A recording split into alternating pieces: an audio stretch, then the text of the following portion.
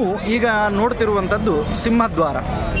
ಸಿಂಹದ್ವಾರದಲ್ಲಿ ನಮಗೆ ಸಿಗುವಂತಹ ಒಂದು ಮೆಟ್ಟಿಲು ಯಮನ ಮೆಟ್ಟಿಲು.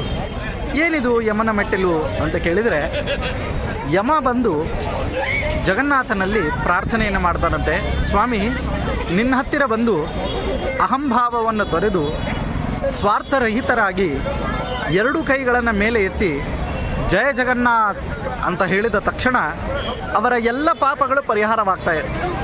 ಯಾರೂ ಕೂಡ ನರಕಕ್ಕೆ ಬರವಲ್ರು, ಎಲ್ಲರೂ ಕೂಡ ಸ್ವರ್ಗಕ್ಕೆ ಹೋಗ್ತಾ ಇದ್ದಾರೆ. ಹಾಗಿರ್ತಿರ್ಬೇಕಾದ್ರೆ ಈ ನರಕ ಅಂತ ಅನ್ನೋದು ಇದು ಹಾಗೆ ಖಾಲಿ ಬೀಳ್ತಾ ಇದೆ.